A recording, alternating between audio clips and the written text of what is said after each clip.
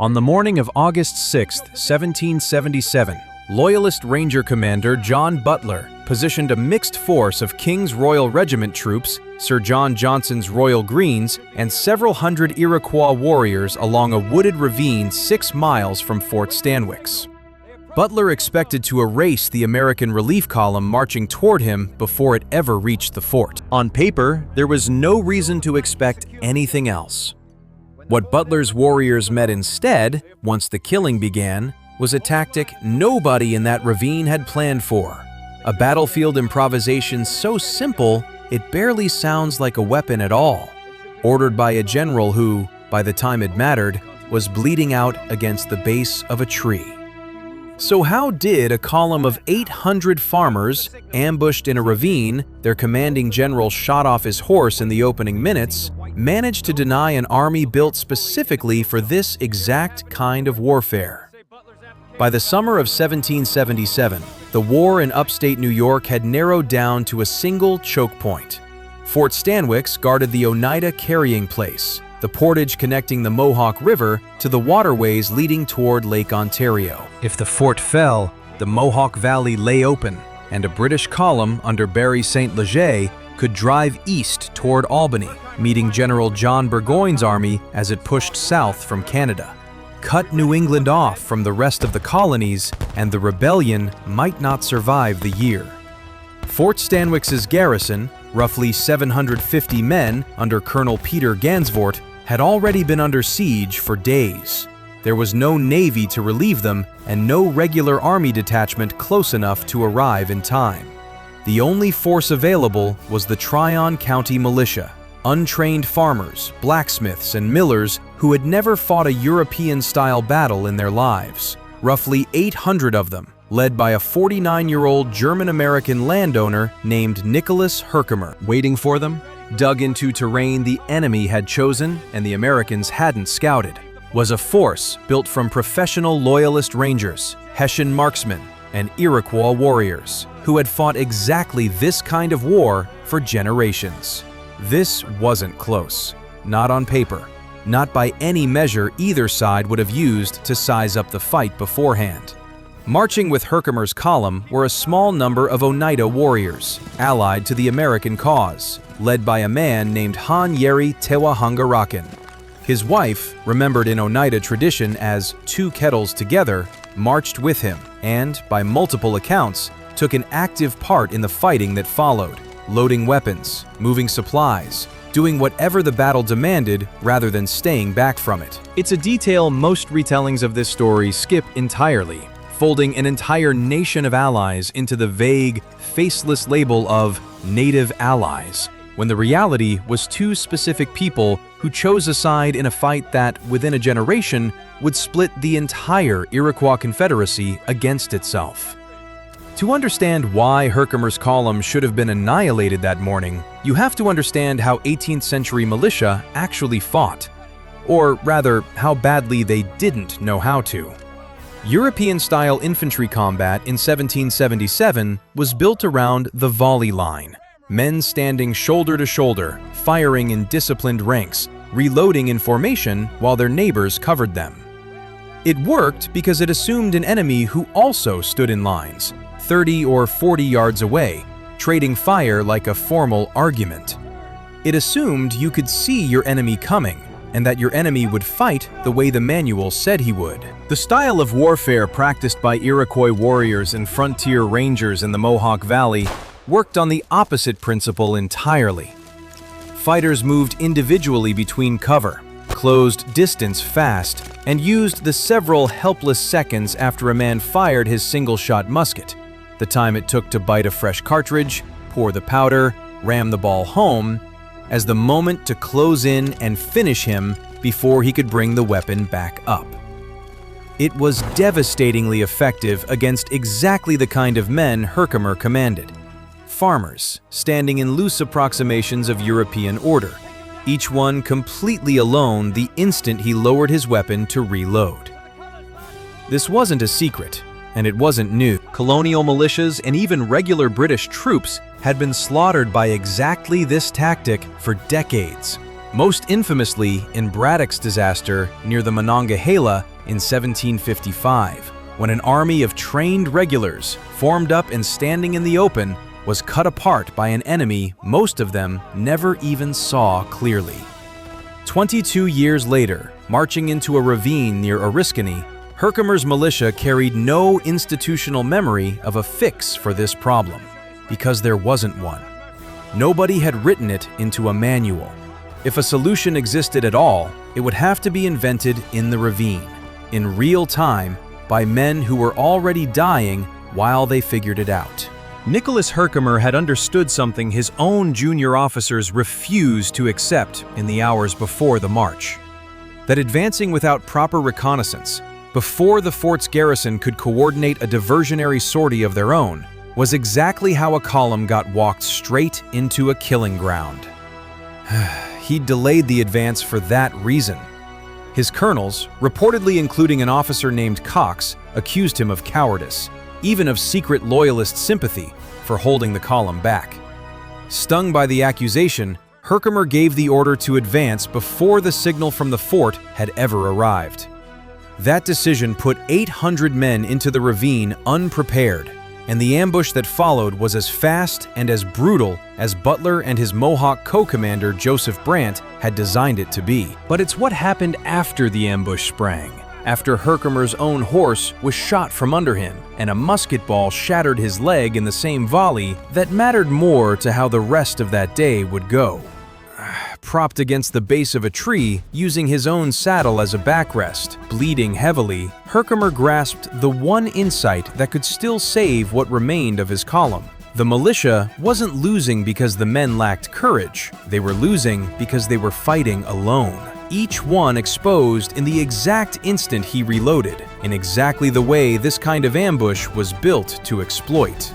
From the ground, unable to stand, Herkimer began issuing the order that would define the rest of the battle. Pair up. 2 men to a tree. 1 man fires and reloads under cover, while the other watches the ground in front of them, weapon ready, protecting his partner through the several helpless seconds a single-shot musket demands before it can fire again.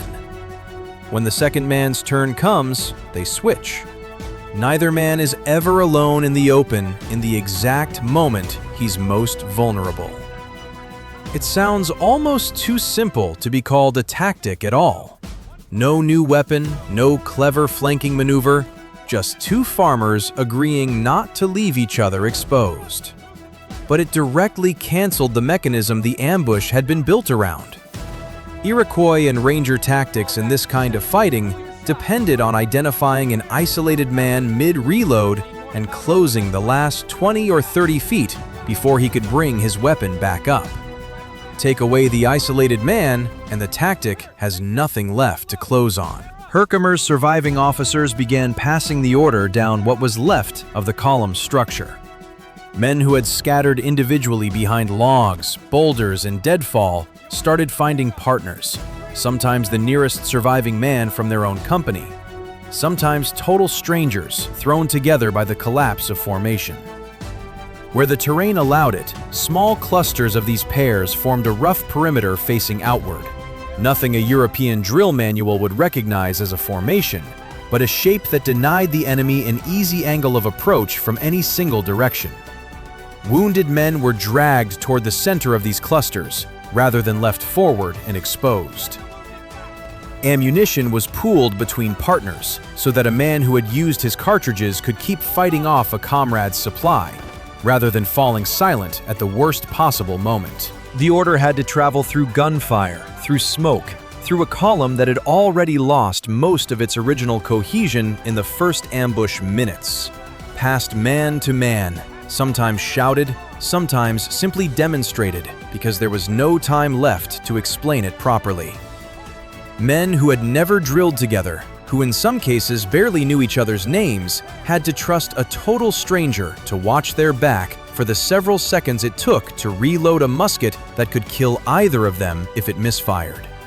There was no rank structure left to enforce it by the time it mattered most. It spread because it visibly worked. Tree by tree, cluster by cluster. Faster in some parts of the line than others, and slower wherever the terrain broke men up too badly to reach each other in time. And it had to hold against an enemy who, for the first hour of the fight, still expected the same collapse they'd seen from colonial militia in engagement after engagement before this one. Then the weather intervened.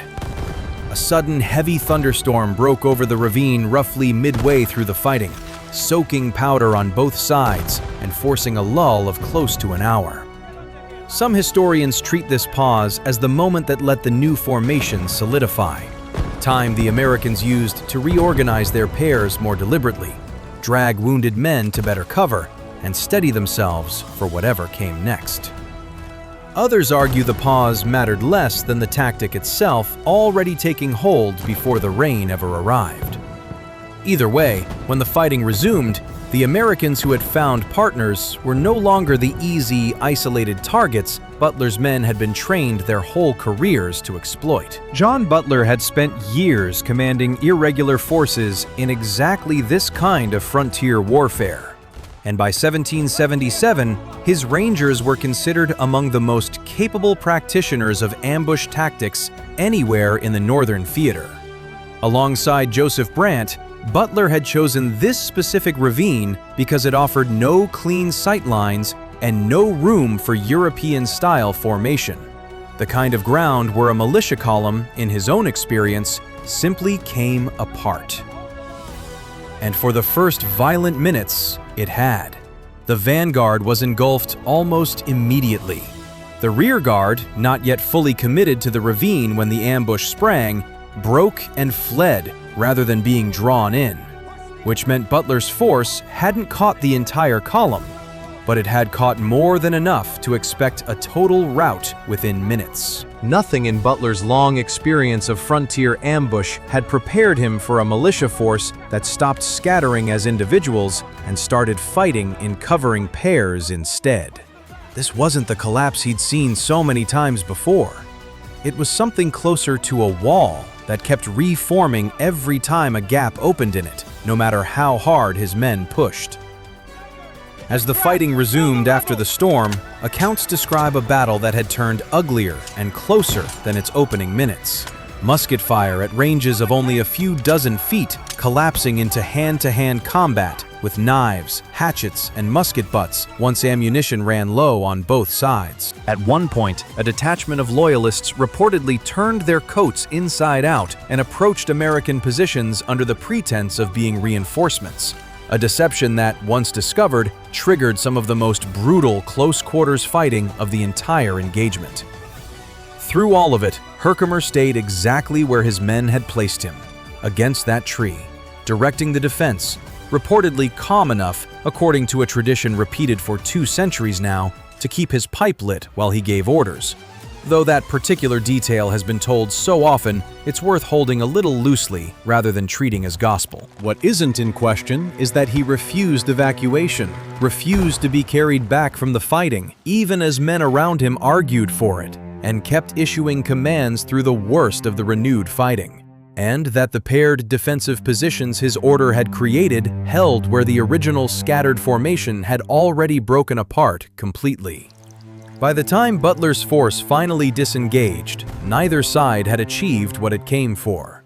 The Americans hadn't broken through to relieve the fort directly, but Butler's force hadn't destroyed the column either, and a planned ambush that fails to destroy its target against an enemy that expected total collapse within the hour is closer to a defeat than anyone on that side wanted to admit. Historians estimate that of the roughly 800 men who marched into that ravine with Herkimer, somewhere between 450 and 500 were killed, wounded, or captured, a casualty rate well over half, among the highest, proportionally, of any single battle in the entire Revolutionary War. Numbers on Butler's side are recorded less consistently, but by most accounts, his own force also took serious losses, which is unusual for a force conducting a planned ambush against a column it had caught unprepared.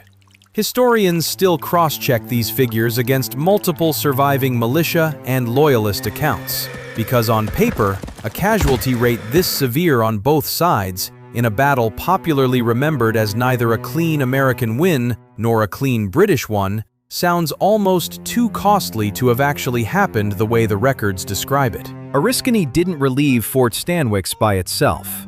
That came days later, when Benedict Arnold sent a captured loyalist named Han Joost Schuyler ahead of a genuine relief column to spread wildly exaggerated rumors of an overwhelming American army approaching. St. Leger's Iroquois allies, already unhappy with the losses they'd taken at Oriskany and now convinced they were about to be caught by a force many times their real size, began deserting in growing numbers. Without them, St. Leger abandoned the siege entirely and retreated back toward Canada. But none of that happens the way it did without Oriskany first denying Butler and Brant the clean, cheap destruction of Herkimer's column they had planned for that morning. A tactic invented in a few desperate minutes by a dying man propped against a tree helped turn what should have been a rout into a costly stalemate. And that stalemate helped set up the psychological collapse that broke the siege days afterward.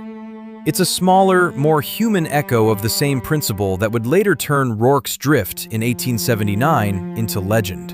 A badly outnumbered force denied the option of retreat, holding a position past the point conventional logic said it should have broken, and in doing so, inflicting a cost the stronger side had never priced into its plan. The lesson Oriskany leaves behind isn't really about weapons or ground at all. It's that a numerically and technically superior force can walk into a fight already having lost if it assumes its opponent will keep making the same mistake it has always made before. Butler's tactics worked exactly as designed, right up until the moment his enemy simply stopped fighting alone. There's a harder layer underneath this story that most versions leave out entirely. Oriskany wasn't just farmers against professionals. It was also the moment the Iroquois Confederacy, a political alliance that had held for generations, fractured out in the open. Oneida warriors like Han Yeri fighting on one side of that ravine, while Mohawk and Seneca warriors under Joseph Brant fought on the other. Herkimer's stand secured his name in American memory. The Oneida who stood with him were, within a generation, largely pushed off their own homeland anyway, regardless of which side they had chosen or what it cost them that day. The stubbornness that makes this story satisfying to tell sits right next to a cost that doesn't resolve nearly as cleanly. Nicholas Herkimer never saw the siege lifted. He died at his farmhouse near the Mohawk River roughly 10 days after the battle, after a hastily performed amputation went wrong and the bleeding wouldn't stop. Today, that farmhouse still stands as the Herkimer home, a New York State historic site, his grave still on the property where he grew up and where he died. 6 miles away, at the site of the ravine itself, an obelisk monument has stood since 1884. Quiet ground now, walking trails cutting through second-growth forest, where for a few desperate hours in August of 1777, 2 men standing behind every tree decided who would survive the day. If you're the kind of person who wants the actual mechanics behind a moment like this, rather than just the highlight reel, this channel covers forgotten tactics and overlooked turning points like this every week. So it's worth sticking around for whatever comes next.